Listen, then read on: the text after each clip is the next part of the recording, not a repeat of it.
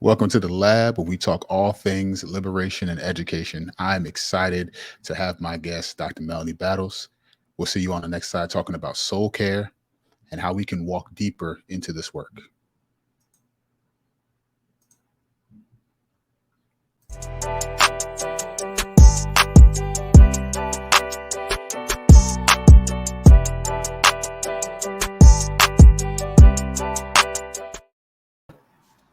What's up, Queen?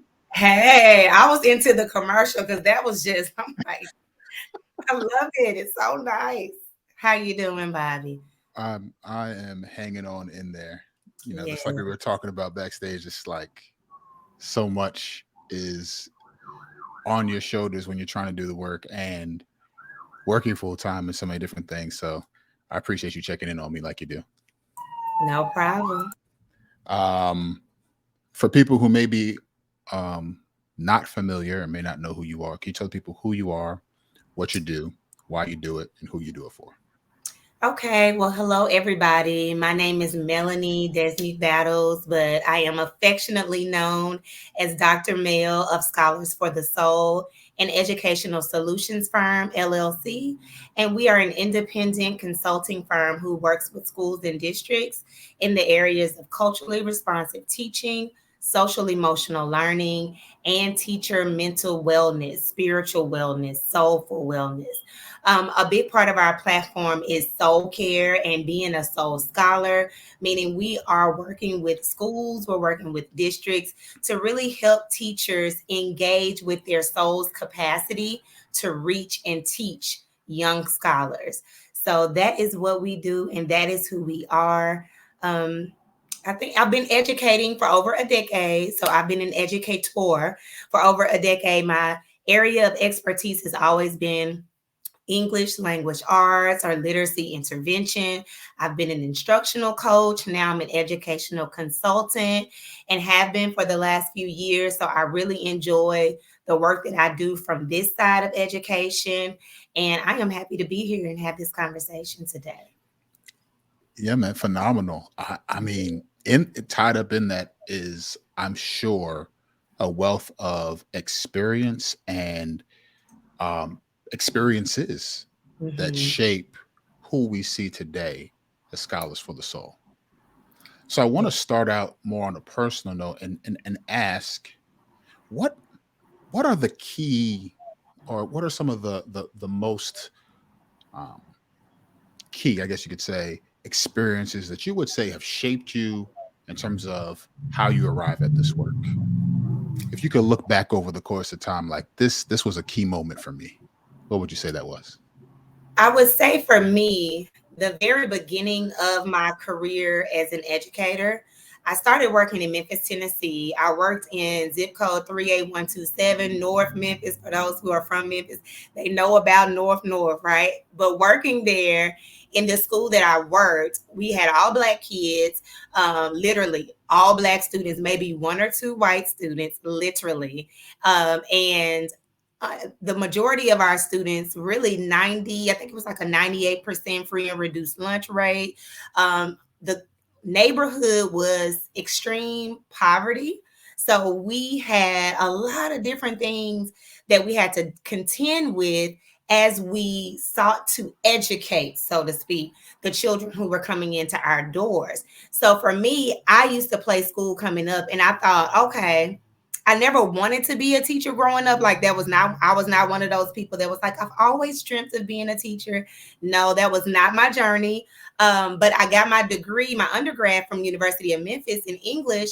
And I was thinking about what kind of careers. And honestly, I said, you know what? I do have a connection with our youth because I was not a troubled youth in the sense of like I went to juvenile detention halls or I got in extreme trouble, but I had my issues. I had, a negative outlook on life sometimes. I was a preacher's kid. There was a lot of pressure there. I rebelled quite often, right? So I oftentimes felt like I needed an extra support. And so I thought this is the way I can step in to be an extra support. So to get to students, it was bigger than just the grades. And that's what led me to understanding that number one, you have to get into the souls of these kids when you are working with them. You have to tap into their souls because they have a lot that's housed within those souls, right? And sometimes there are things contending. So we think of this dichotomy or this binary of good versus evil, but there's just a lot going on. Good, evil, in between, all of that is happening, and the kids are dealing with it so much. But the one thing that really stayed with me and shifted me from, okay, I love the kids, but this work it needs to move to the adults. As I was working, I heard deficit based thinking from Black teachers teaching Mm, all Black students. And mm. because the large part, we couldn't even keep, how nowadays they throw those, what is it, Teach for America? I don't even know when they started, but I know they weren't in our school. So we didn't even have those that tried. Like you might have Wow. one or two that tried to come into that school. Yeah. But if you couldn't cut it, if you didn't have the tough skin to cut it, it was one of those lean on me type situations. A student previously had been killed about 2 to 3 years prior in the school bathroom. So Oh students my. were heavily policed. We had to walk them from class to class. We had to take them as middle schoolers to the restroom, to the cafeteria. They were supervised heavily all the time. And now I think back on the knowledge I know, I was like, oh my God, we were building the school to prison pipeline underneath the grounds of our school, Wow. literally. Wow. And Wow. so that entire experience, hearing that deficit based thinking that these kids, they don't know how to read. They not gonna do no work. They mom and them don't care about them. You be glad if you get a parent up here. We have to suspend them in order to get a parent back up here, which is a practice that they upheld, that we were going to send a child home and they can't return until a parent comes, because otherwise you couldn't get parents to come pick up the kids. I mean, it was a really, really devastating situation for the kids. But the adults, you had some that were really, really trying, but the toxicity of it all led me to say, you know what? Something has been tainted in these adults, in their soul, that they can't even see the beauty of the souls in front of them. They don't even see the possibility of genius in these children. Wow.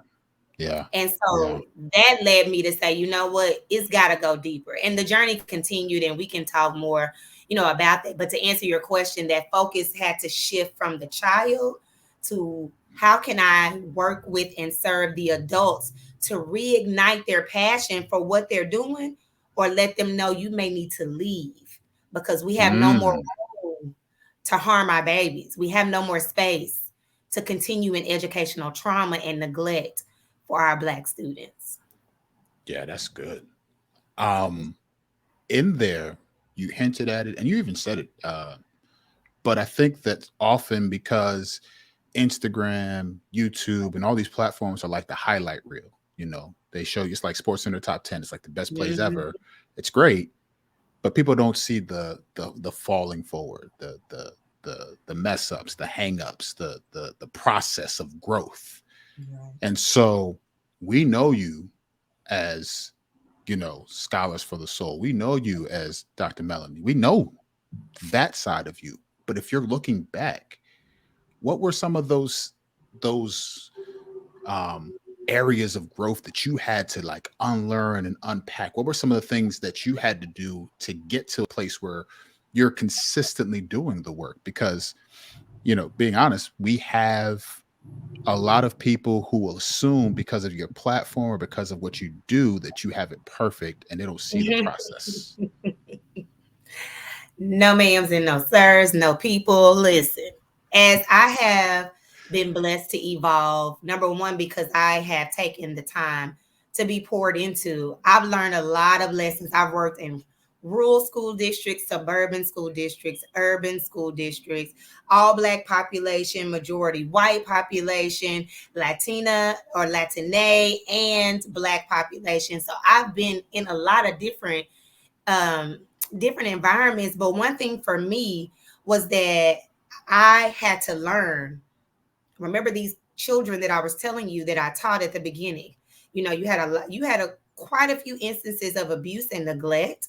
There are so many stories that I remember, but just to think back on how much those kids needed and how much they were not receiving always keeps me focused that that will never happen again on my watch. So as I Mm, think back, I have to first and had to unlearn that even though I was presented with all these issues that the children were facing, and even though I'm a Black woman and a Black mother and a Black daughter, I'm still not their savior, mm, right?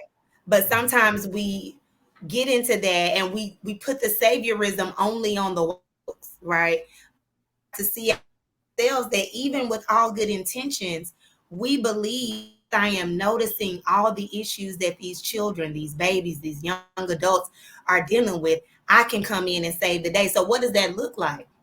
That looked like me creating a mentoring club for young girls, which are good, which is good. That mm-hmm, looked like me doing that by myself because no one else would. That looked like me starting a Major Red squad where they hadn't had one, but Major Red is pretty big in Memphis. mm-hmm, So that looked like me starting that. That looked like me hosting events. That looked like me bringing children. I had one child who became like my daughter, and she would stay the night with me. And, because her mom was dealing with a lot and had 10 children, and it was a lot. mm, But I began to see myself as a savior without saying that I was a savior, right? wow, And in the wow, meantime of that work that I was doing, I wasn't bringing anybody else in. Not that I leave anybody else, but sometimes we get into this mindset of I want it done my way, not the way that's best to build the community. So had I brought other people in on, and I still have to struggle with this in my own business because I can be meticulous, and if it's something I'm doing, I like it to look a certain way. I want it to give a certain vibe. I wanted to give what I needed to give. But I mm-hmm, take that trope of perfectionism a bit too far when I put all of this weight on myself and then sit back and think, do I want all this weight on myself so people can say nobody helped her? She did it all by herself? Is it because I mm, want to have that accolade to say, you know what? I did. I helped that young girl who was thinking about going behind the bleachers with a young boy. I had a conversation with that other child who was in a teenage abusive relationship. I helped her out. Is it because I want to feel this sense of validation from my work that can only come to me? Am I hoarding the power to love and empower our youth? And so that's one of the things that I've had to get away from. And then also thinking about this overworking of ourselves, bringing home all these papers, knowing I'm not going to grade them, thinking I am, making myself feel good, doesn't got high happen, hopes about it right? too. Had high hopes, took a whole bag and stickers and everything, and it didn't come into fruition. And so thinking about unlearning all of those ways that I have centered myself in education just to say that I did it, but then Mm, also how I have not treated myself well in terms of loving my soul and caring for me so that I can engage students in authentic work that doesn't take a lot of grading. Like once you figure out how to do authentic work, you will see you don't have to grade a lot of different parts. It can be a problem solving issue for the neighborhood. And you're mm-hmm. working that out, and you got a culminating project, and that's it. Or you got a culminating presentation, and that's it. Right. So, all of those things are some of the things that I've just had to unlearn on this journey. I think, hearing that, one of the things that I think our audience should know is that being a person of color, particularly being a Black person, does not preclude you from saviorism, does Mm-hmm. not preclude you from deficit ideology.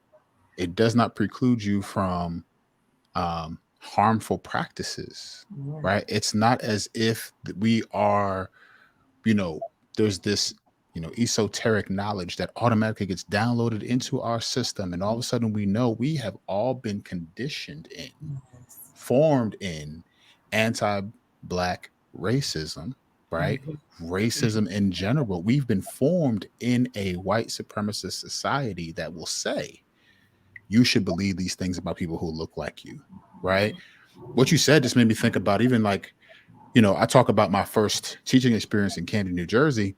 And in that time, there were moments where I had to work late because, I was in charter school world proper, where it was work hard, go to college, change the world, work from 7:15 to 5:15, and then grade papers, right? Like that's the world I was in. And you get out in the winter and it's dark outside, but I'm in like, you know, a very oppressed, minoritized community. And I'm looking at people on the corner. I want to go to the other side of the street. I want to hurry to my car. I'm believing these things deep in my heart about people who look like me, and they've done nothing to make me believe it. I Yeah. just innately do. And I had similarly had to unlearn, Mm-hmm. right? Believe better, think differently, challenge, doubt my doubts, Mm-hmm. right? Um, and and so if you could talk to us about that healing work that was necessary, and Yeah. then how that relates to what it means to be a soul scholar. Yeah. Because as you were talking, I was thinking about how I went through that process of unlearning. And one thing that came up for me is that we all have a spiritual connection to Mm, some source. For me, my source is God through Christ Jesus, but your source may be whomever or whatever. But yep. we have a spiritual connection. We have a soul within us, right? And Yep. so we feel an inclination, even if it's not only the first time. Maybe if you don't speak to that inclination, your sensitivity begins to wear off. But at least that first time or two or three, you feel a rising in you when you hear deficit thinking, right? For me, when I heard that from another teacher, and I'm a new teacher, I was shocked because Mm, I didn't know that teachers actually talk like this. I'm from a world where I'm thinking teachers are positive. They believe in all of their kids, because right.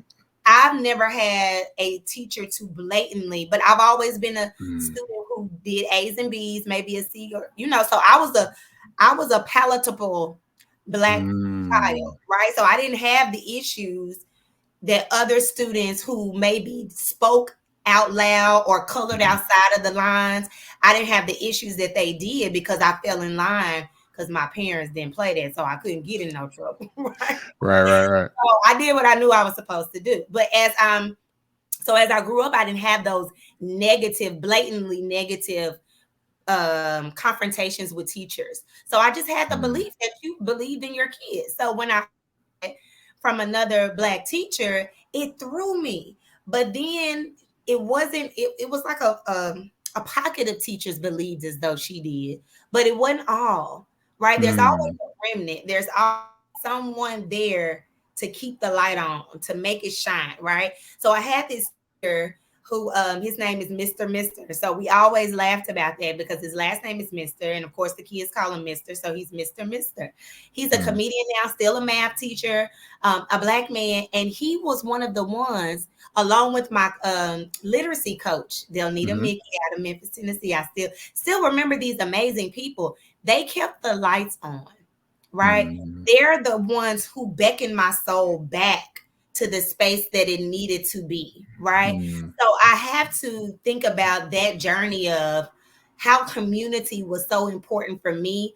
I mean, I can remember going into my coach's, she was my mentor. And she was actually a really good mentor, and because she loved education. She loved, like, you could feel it from her soul. And she's a principal now. She loves this. She loves these kids. She'll fuss at them, but she loves them. It's a mama auntie kind of love. And yeah, so yeah. I could go into her office. I remember going in one day crying because the kids was wearing me out. I was Mhm, a new teacher. I didn't know what to do. I'm like, I'm trying this, I'm trying that, and this is not working. But I didn't know how to be culturally responsive. I just a textbook.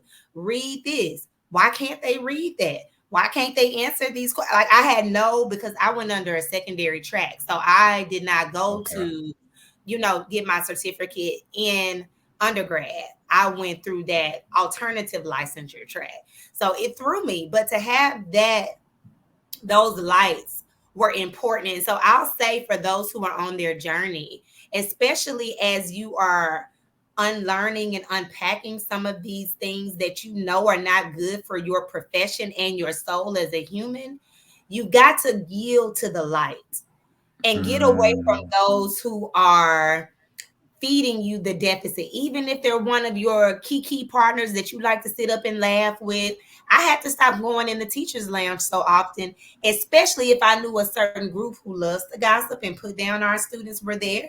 Hey, how y'all doing? Warm my food up. I'll go sit outside on the bench. You got to preserve and protect your soul until you're in a space where you want to speak up. And I've had to do that because I had one student, one teacher, not very long ago, call a student out and call her a B. And everybody else laughed around her and she thought that that was cute. You know, that little, and she was a white woman talking about a black student. My. Oh, yeah, brother, you already know. I was like, I'm sorry, what did you just say? Mm-hmm. So she came back to me later after we had to have a conversation because I don't think this is okay. And I was disappointed that the other teachers there did not speak up.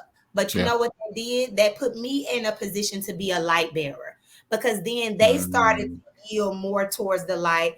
They started to believe, and their conversations started to shift slowly, where I Yeah. didn't see much of that. Not to say they didn't, but they had more positive and asset based thinking, right? Yeah. So it brings me to what it means to be a soul scholar, right? One who is connected, number one, to your own soul. This Mm. work of education is a spiritual ministry that many people think is just a job. And Yeah. that's why you feel so disconnected all the time, right? Because let's Mm-hmm. not paint the picture. Even those of us who are striving and doing the work on ourselves, you're gonna get tired. You a whole human being, honey. You are gonna get tired. Tell my You story, Doc. your soul is gonna grow weary, right? But Yeah. then, just as the scripture says, for me and those who are believers, let us not be weary in well Well doing, doing. for in due season, right? We will reap if we faint not. So we look towards a bigger goal and a bigger light, right? And Mm. so we yield our light to a bigger light, which is connected to our spirit, which is necessary for us to continue on this journey of healing and wholeness, Yeah. right? So when we think about wholeness, we have to think about what constitutes my wholeness. It's your Yeah. faith, right? Mm. Your faith is what makes you whole. It doesn't make you perfect because we don't have that capacity as human flesh, but it's what makes you whole. It's what gives you hope to continue on. It's what allows you to say what you know the truth of a matter is and where you Mm. want to grow from that truth, right? Because truth can hit all of us at different spaces. You know, Yeah. the same truth may hit you here, the same truth may hit me in my gut. You know, it may hit us, it may hit my head to say, I need to think about this in a different logical way. Or it may hit my soul to say, you know what? My soul is wrestling with this. Let me just wrestle for a minute. Let me Mm-hmm. figure out what's happening here. But the biggest thing for soul scholars is that we don't have to fit into the lines because we know there are no lines for us, right? People say stay in your lane. Our lane, we don't have a lane. Now that doesn't mean we can get into everybody's business and be messy and be toxic, Right. right? But our light shines so bright that we're connected to community by what's the word?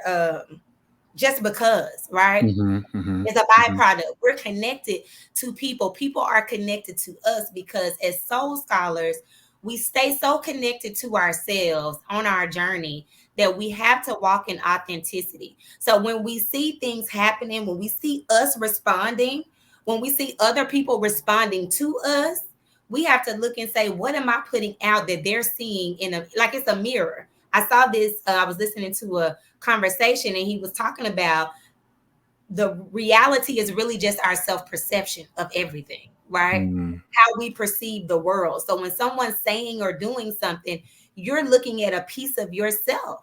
You're Yeah. looking at how you're interpreting what they're doing or saying and how it makes meaning to you.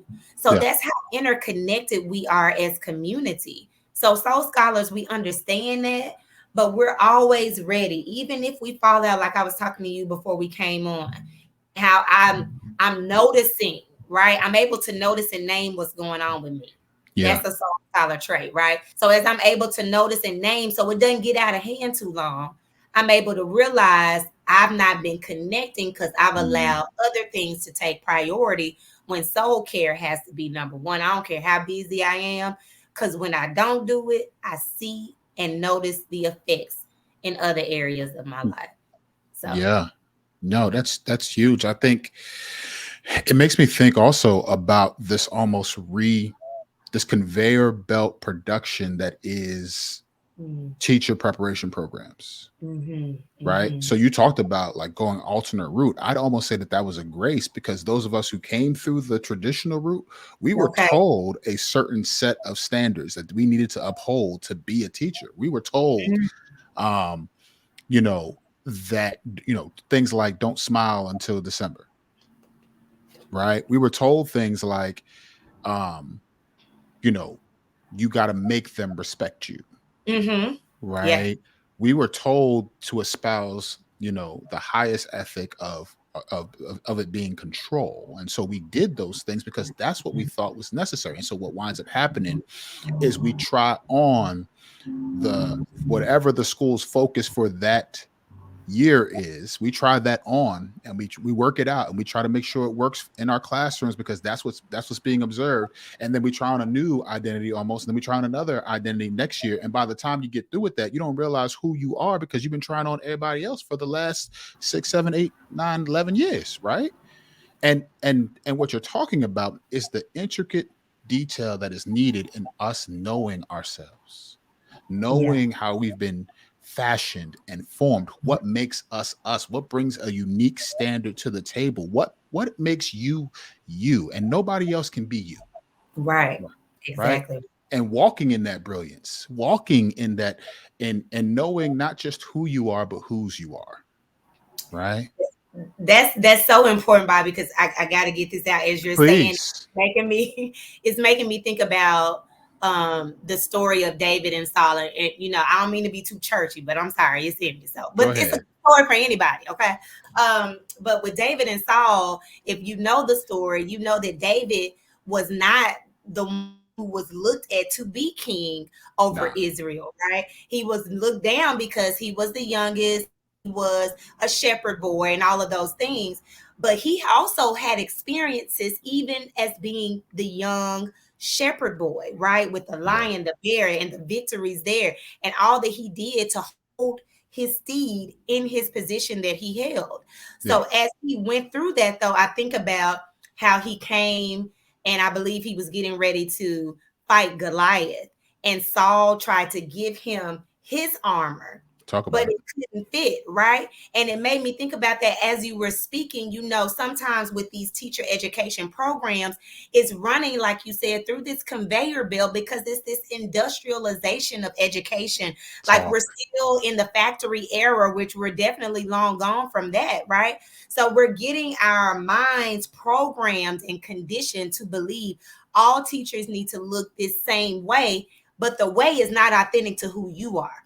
It's never Mm, look how you were designed to look. It's look how we want you all to look. So we're pushing you through, but what is working for one won't work for soul scholars. It won't yeah. work for many Black educators because it's under the trope of white supremacy culture that you all look this way. Mm, I mean, think about the origin of teachers. They were all typically, when you're dealing with those children, white women who could absolutely. not even go out and be seen in public doing, like I was reading something about the laws, or not the laws, but like the rules for Hmm. teachers way back when. They couldn't even go out certain places past a certain time of night. They were expected to be all of these things. And I think about the evolution of educators now and how so much of that has changed through our expression, but so much has stayed the same in terms of the methodologies that we put Mm, into these teacher prep programs that teach to one teacher identity. Yeah. And that's what I mean by being a soul scholar. You're so connected to your soul and you're on your journey. It's not that you may be at this top tier, spiritual level. Let's say this. Number one, there are not levels that go up.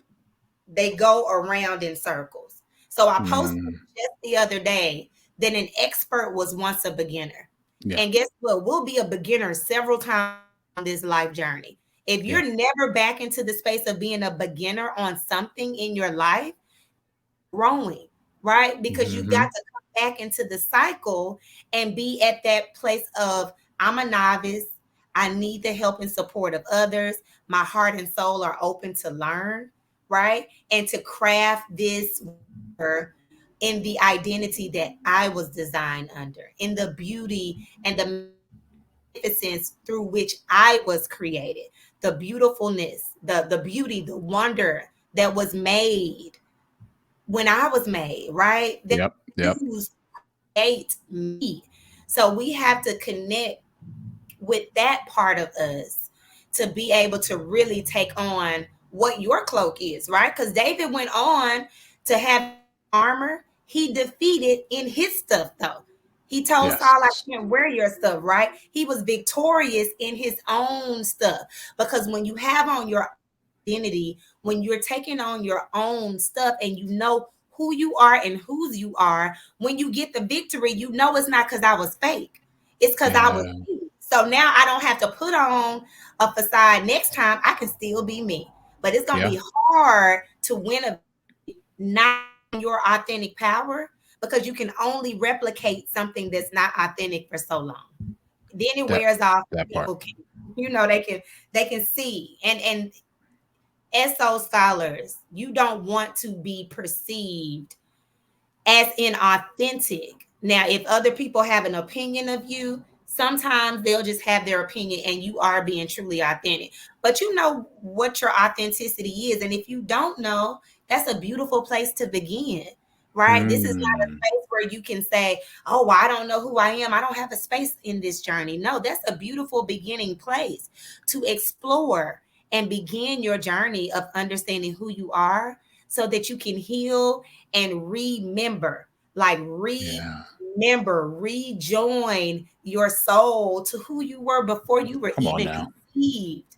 Like this is the thing, before the seed met the egg, you were a being.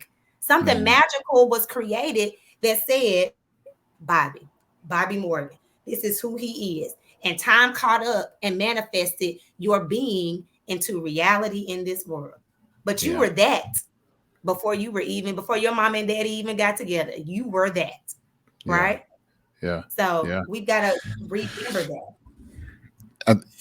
To tease out that analogy even further, or the account, um, you think about all the other Israelites who are trembling on the side, wearing the same armor, Yeah. fighting with the same weapons, doing the same things, right?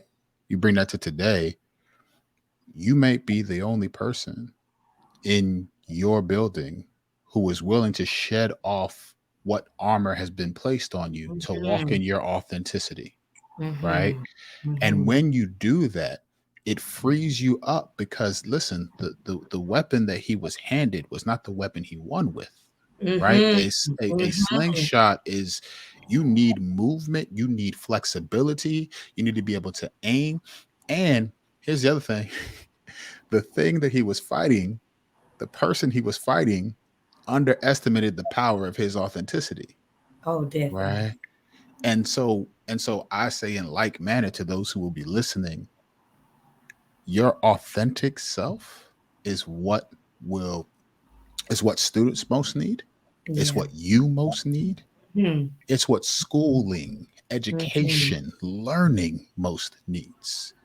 It Definitely. is when we tap into our authentic self that you bring something that nobody else can bring, right? I don't want to go from class to class to class of copy after copy after copy doing the same things. I want your own spice and flavor. I want you to walk in who you are. If you a person that you're equestrian and you ride horses, bring that flavor into the classroom. Let me know how that works out for you, right? Let me tap into who you are so that I Mhm. can learn, right? It's just like the late great Rita Pearson said, kids don't learn from who they don't like. No. Kids don't learn from who they don't like, and so we gotta tap into that deep soul care. So I am grateful for you sharing that. I want to ask. So someone is listening to this. Someone's tapped into your platform. They're doing um, the soul work, and you said, listen. I love how you phrase it. That is a great place to begin if you don't know who you are. It's a great place Yeah. to begin. Let's say that you're talking to that person. What are some key things that they should do, some practical information they can take in order to begin this work of remembering? Hmm.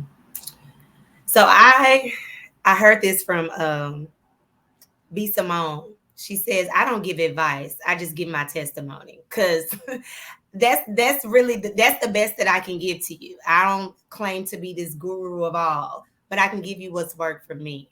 Yeah. So for your journey in your life, if you don't know who you are, you know something's missing, right? You Hmm. feel a void, you feel like something's off in your life. And so for me, it took the bravery to enjoy solitude as a time of rebuilding and restoration. Um, and I don't say solitude minus a support that may be needed, but the journey is mine. Now, Mm, while community is there to support me, everybody's journey is their own. So to start that, and for me, I had to get on that journey of having quiet moments of silent solitude where it was just me and my thoughts. mm, So a practice that I commonly keep and that started me, something I did as a kid, but in a different way now as an adult, was to journal. yeah. So for me, that journaling, some different ways within journaling for me have been to think about, sometimes we have so many negative thoughts in our head, right? We Yeah. don't Yeah. have the capacity to speak life over yourself and empower yourself and affirm you. We're not there yet. So Yeah. let's get out the stuff that's in there, right? Yeah. Yeah. So Yeah. get out those negative thoughts about myself or even the things that I was not proud of about myself and get Mm, them out. And I thought about the roots. You had the amazing Dr. Yolanda Seeley Ruiz on your platform before, and I've loved her before I saw her there, but my appreciation for her work just continues to grow. yeah. Um, and her thoughts about self excavation and her concepts on that always makes me think about what is the root. Like when I see a child who is tearing the club up in the hallway, it's like they tearing it up. Hmm. What's the root? Like what's going on? Um, or when I see just any kind of behavior that's harmful either to oneself or to those around them, I just always get back to the root. So for you, for those of us who are on this journey, get back to the root of why you believe these things about yourself. If you believe that you are not good enough to receive healthy love, whether platonic or in relationships romantically, why do you believe that? This work or this part of the work may call for some therapy because you may need help seeing some of the things that may not naturally come up. And we don't want to get into a space. This is always the caution that I give people with soul care is that we have the capacity to unpack some things, but then we also have the capacity to know it's okay to need help and support. You may figure out something like you notice, well, I didn't have this kind of attention as a child, but I don't know why and how that's connected. Like I can see that part, but I'm still not getting with how that's connected to my thoughts about myself, my love for myself, or lack thereof. So it's okay to call in therapy or call someone who is a wise individual who's shown you that they practice wisdom in their own lives, right? Because sometimes Hmm. we seek out support from other people, but if they don't have a testimony for you about what they've done has worked for them, then that may not be the person you need to tap into, because we're overcomers through our testimony. So our testimony should be rather apparent to those who have been with us for some time, right? So on the journey, as I think about wise people like my mother, um, wise people like my father, I've seen them grow from a one space. I was the first child, baby, so I saw all the parts of the marriage, right? Seen them grow, and Yeah. I've seen the wisdom that has come from their experiences, both from my father as a black man and from my mother as a black woman. And so I Yeah. seek for wisdom oftentimes because they are great counsel, great godly counsel. But as you're on the journey of healing, you got to be able to recognize what are some things even I don't like about the way I respond. Even if Mm, it's, let's keep it in the classroom. I don't like that my students know what buttons to push mm. because they need to learn them, right? They know Th- if I keep doing this, They they learn them. Yes, they do. so if it takes me over an edge, Hmm. that's not a good thing. It's not gonna say you shouldn't be annoyed. They're gonna annoy you, right? I don't like us to paint this fantasy like, oh, if you're anti-racist and on this journey, all your kids are gonna be super great all the time. No, ma'am, they're kids, right? Yes, I they love are. my all the time, but they're my children. They get on my nerves too, all of them. But Yes, Lord. Tell my story. we love them though. So get back to the space where even in your relationships, you're looking at the triggers and you're getting back to the root. And Yeah. once you're able to do that, then you're able to say, but you know what? Even though I may not have been given what I needed as a child, I forgive myself as a child for thinking I had to give that to myself. That was not Mm, my responsibility, right? So it's that inner child healing space where you go back and stop blaming yourself for things that happened to you as a child, or yeah. even blaming yourself for the abuse or neglect you had to endure in romantic relationships or other friendships. But then once you know better about these things, you begin to pour the love into yourself. You set boundaries to show that you love yourself, right? You know how much space you have within to handle certain things throughout the day, and you love yourself to that capacity. And then you love yourself as you may grow, or that capacity may dwindle depending on life's different circumstances. Yeah. Yeah, Yeah. so I think it's just knowing those, getting back to the root is the biggest thing I want people to get from that. Get back to the root. Which is so key in in that we can't get to the root of others' actions if we can't get to the root of our own. No, sir.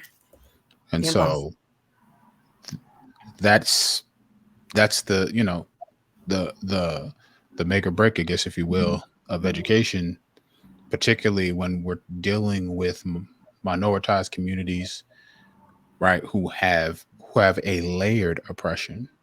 You won't ever get to the root of the why, Right. what's happening, right?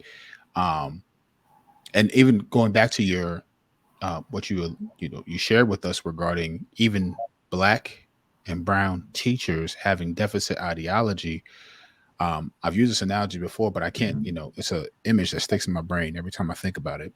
And that is like if you imagine two kids playing next to one another, and maybe they're sitting in the lunchroom laughing and joking, and then another student comes by and flicks one in the ear, right, and walks away, but that person isn't seen. So now the two people who were sitting next to each other that were playing are now fighting with one another. But they're fighting with one another, but the real culprit is sitting in the corner laughing at them, Mm-hmm. right? And if you think about what our history, what white supremacy culture, what systems of oppression have done to us, what misogynoir has done to us, it has literally made us fight with one another while it laughs in the corner. Oh yeah. And if we don't get to the root, we'll continue to fight, and we won't turn our Right. attention to the bigger monster that we need to deal with that's affecting all of us. Correct. That's a great analogy, Bobby.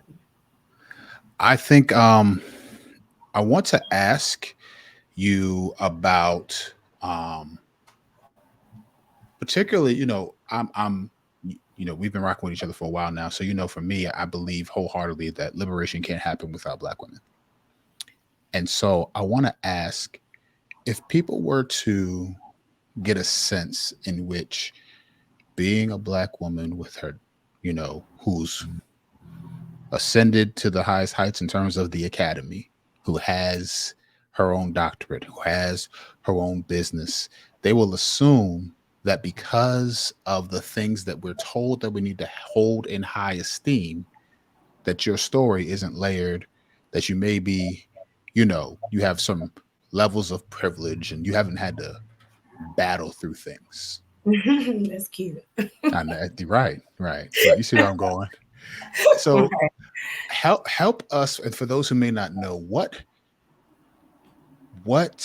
um experiences, what is it like being a Black woman in leadership who has had to go through and ascend the things that you had to ascend? It's I got something already popped up in my mind because it's twofold. Hmm. So I've had an experience where I was as an instructional coach. So in instructional leadership and taking on really more, way more than I was supposed to, because I was taking on actually two whole job titles, Hmm. literally two. And so as I was doing that, I was thinking about how, there were three middle schools under a grant to Yeah. receive technology. And so the Mm. other schools had their support person. I did not. And the funny thing is that another of the coaches was a Black woman, um, but our school was really, really tainted with this negative picture because we had a principal who left under a toxic situation. It went to blogs. Like, it was just really nasty and very toxic. Yeah. And so that left me in the situation where I was the Black superwoman coach. Mm. And that's how they believed me to be, Yeah. because my drive for I've got to get this stuff to these kids. I've got to make sure these kids have what they need. I don't got Yep. to waiting on these other folks. So it was that battle in between. I need support. I need support. And me letting these people know that I need support, but still not receiving the support. So there I am, a martyr for the sake of loving my students. And when I left, all I heard was, "You did such a great job. I don't know what we would have done without you." Well, one thing that you possibly could have done was to increase my pay Yeah. for the entire second position that I did not get compensated for, nor did I have the support. So that's one part, is that it's this trope of the Black superwoman within education. Hmm. We are expected to come in, and I know we see it, honestly, I see it a lot with Black men too. Like, there is this Mm. understanding that you are the disciplinarian. Like, when we can't get the kids together, go get that Black brother, bring him in. Bring him in we, there. right, we need y'all in the cafeteria. We don't, and so all of those predispositions about our strength being taken advantage of, right? So I can get things done and I will get it done, but I should not have had to get it done. So that's a layering of being a Black PhD, where people, assume, okay, you're smart, you did this, you know how to do it, you got it, you don't Hmm. need the support. No, ma'am, no, sir. I And so that was one of the reasons why consulting firm. But then on the other hand, dealing with being blocked out of a possible contract Hmm. by the white male superintendent, who now is no longer going to be in the district, but who had no reason, could not give. The principal wanted to bring me on, the instructional coach wanted to bring me on. We already knew what the modules were going to be. We had the dates lined up. The money wasn't even from the district, it was from a grant fund, and they approved it with the state. But this district, white male, said that my program, first of all, is not a program such as that. It is consultation, PD workshops, and coaching service. It's not a program like, some of these SEO programs that they give for the kids. Doesn't Yep. have a resource base. Didn't even ask for me to submit a proposal. Didn't ask for me to submit any paperwork. But because you knew probably who I was before, because it's a smaller district, and Hmm. definitely knew I was a Black woman. Yep. So now I'm blocked from a contract that I was actually really, really counting on. So dealing with the disappointment, because in the spaces that we're in community, we're radically welcomed into these spaces as Black educators. But that's not the world. The world does not radically welcome us as Black educators, especially as Black women consultants. I think we may be one of the smallest groups of consultants by demographic wise in this field as a consultant. Yeah. So that layering of me having to, number one, always keep my own privilege in check with my degree, but then also having to combat people who believe I'm already making a certain dollar because I got PhD on the end of my name. I got to work. Yep. I have to work because I am not there where my plan is, but I'm getting there, right? So you gotta, all of those things that people assume about you as a Black woman PhD, as though you know every single thing, and you're not. That's why I consistently say soul scholars are lifelong learners. I'm learning all the time. You got Yeah. some? Teach it to me. You were in this space as adult learners. You've got way more experience in this area than I do. What worked for you? Yeah. Because I believe, and I like to keep myself in a space of that type of humility where Yeah. I know that my knowledge is not in, it's not the all-knowing knowledge. It's not the all-seeing wisdom and all-seeing knowledge. I don't have it all, but I'm on a journey to learn as much as is to be given to me.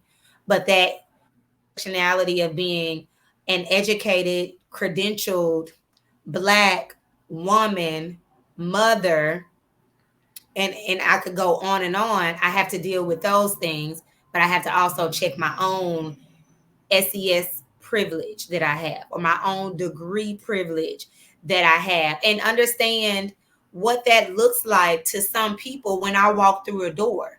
Like, I have to consistently, something as small yesterday as I was at a store, and I live in a more predominantly white city or little town. And I was at the grocery store, and there was a white woman who was a little older, and she was finished, but she still had her purse and her cane in her basket. But me, I wanted to help and get her basket and put it away. But I stopped because I said, I don't know how this woman is going to respond to me as a Black woman who wants to come and help her. I didn't have on any cute clothes. I just had on a hoodie, and my regular little sweatpants. I don't know how she's going to respond.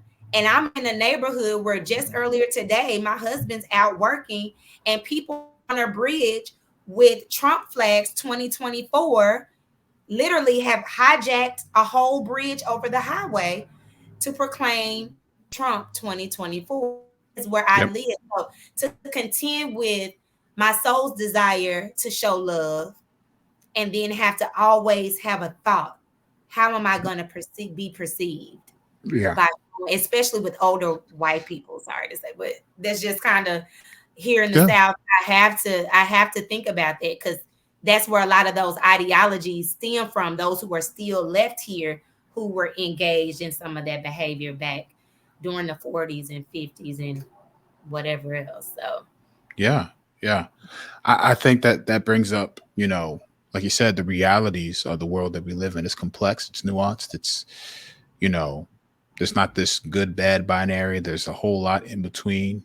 I yeah. mean, you even think about at the time of this recording, we're still in the throes of what's happening in Ukraine. And us as Black folk have the complexity of, while I don't want war to happen to take over this country, that same country is preventing people who look like me from achieving safety.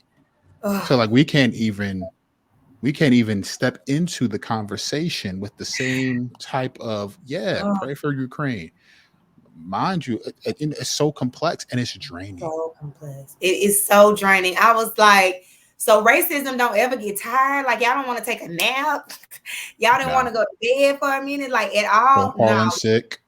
no. Don't take Mm-mm, no vacation days. None of that. mm-mm. It's I there was every just day. every day, all Yeah, day. yeah. Yeah. So that brings me to uh, you know, last question that I want to ask, and then I want you to definitely share how people can get in touch with you and what you got going on. Before I get to that question, obviously, I want this because we talk all the time and connect and things, but I want to thank you for what you mean to the community, what you mean to just the work that we do. Right, your call for us to get back to under knowledge of self, understanding the soul, the way you authentically show up. And I don't think I've ever shared this with you, but as I'm thinking about it, as I stepped into this space, I was unsure of how much of my, as a man of faith, how much should I show of that? Yeah. How do I have permission to do that without rubbing people the wrong way? And it was your leadership and your authenticity that gave me permission to do the same. Oh, praise God. That's So, amazing. so I want to share that with you and thank Yeah. you and affirm, the work that you're doing and honor to just share space with you. Yes, thank you. So my question is, and we end our time, 3 liberatory wishes. You get 3 wishes. What 3 things would you want to see changed in order to bring change to our world? Um, I think one is the freedom for our children to dream without those medical water hoses, right? That just wash Mm, out the fire, wash out the passion. Like the freedom for our babies to just dream and no one to come in and say, well, you need a plan B. Which I mean, you can have a plan B, but let the baby dream if they want to do this and do that.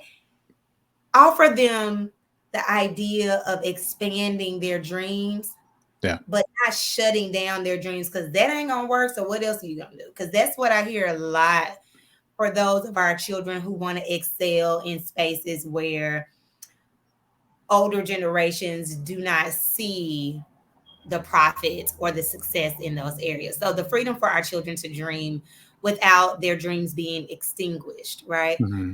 Um, Another liberatory wish would be the space for Black women to just be.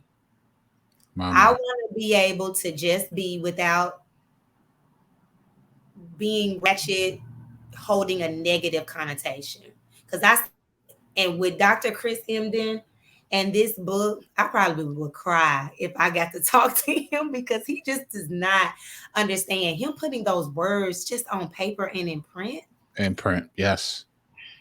to say that I'm a ratchet demic held so much light to a dark space for Mm-hmm. us as Black people, but especially as Black women. Mm-hmm. Um, and so the wish for us to just be, if I'm loud, let me be loud. That should be If loud. I Let me be loud. Like if I'm talking like this, where I'm saying let me be, and I'm using African American vernacular, let me be that way. Yes. Let me talk how I want to talk, and that not be a chip away at who I am because you want me to be this certain picture. And I've had to deal with that a lot as a woman who's received her or earned her doctorate, and as a Yep. preacher's kid, there's always been a mold, and that's probably part of the Absolutely. reason I was so rebellious because I just said, y'all not gonna box me in. I was Right. always fighting to get out. Because who I am and the safety of being that was being threatened. So my threat was to Mm, always rebel out. that's So good.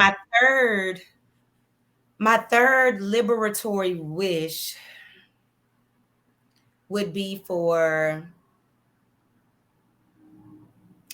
So I'm Black, so I'm just gonna talk about Black people all day. Okay. Go ahead, man.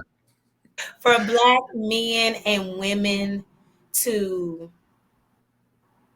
be shed of the toxic conditioning of white supremacy on our capacity to love each other wholeheartedly.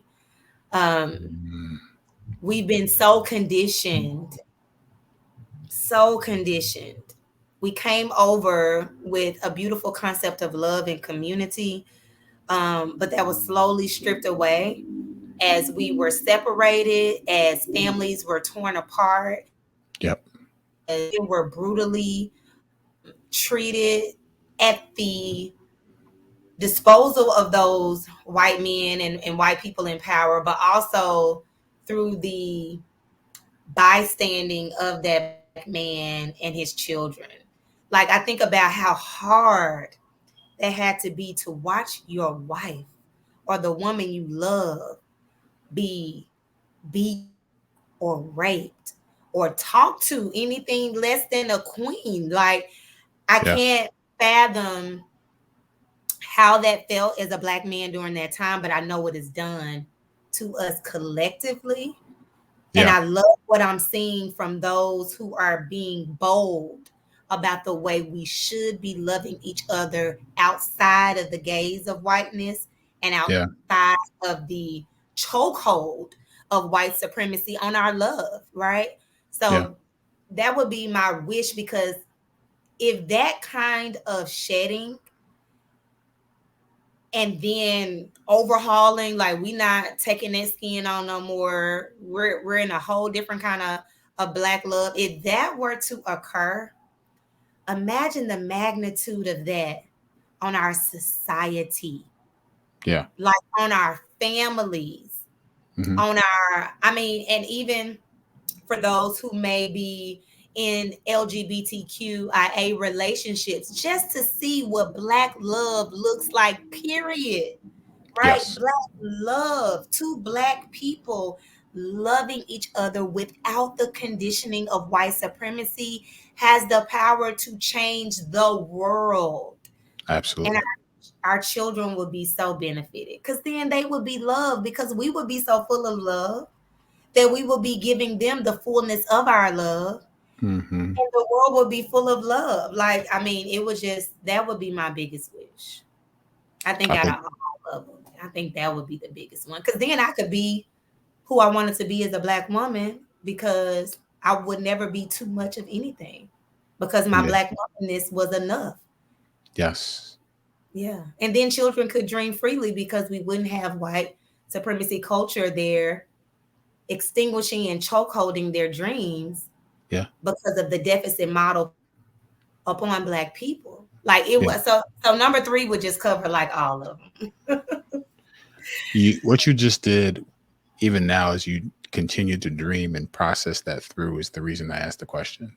Like, I want every guest to feel like, in wishing, they're given permission to dream and dream Mhm. out loud in front of people, and it gets to the heart of what why we do the work we do, Mhm. why we do the work we do, to create and to forge a new normal.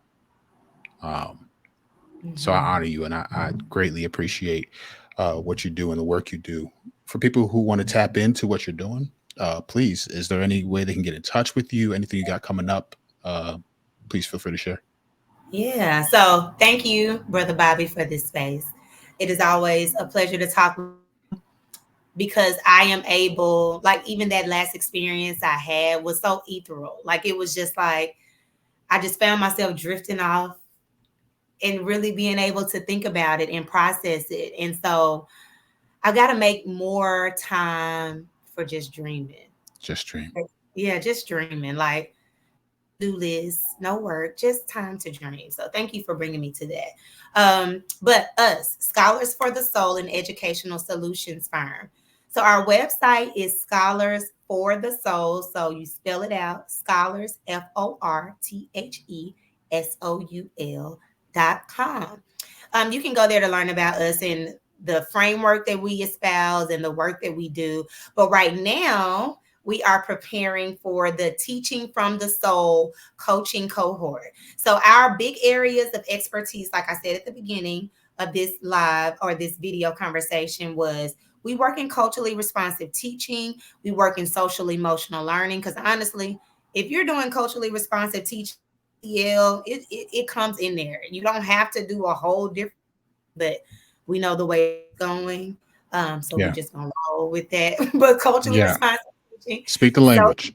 right, social emotional learning, and then teacher mental wellness, right? And so in this cohort, we're going to work with brain based learning, really getting down to the cognitive neuroscience of how our learners learn, because Yeah. only the learner can learn. So, moving students from being dependent to independent learners, all Yes. through the science of learning. So, we're getting behind the science of what it looks like to learn and what it looks like to engage, and understanding how the brain and the body and the soul integrates during that entire process. So, all this stuff that we kind of talked about today, actualizing that within our teaching practice and receiving the coaching support that you need throughout those 6 weeks that we'll be together.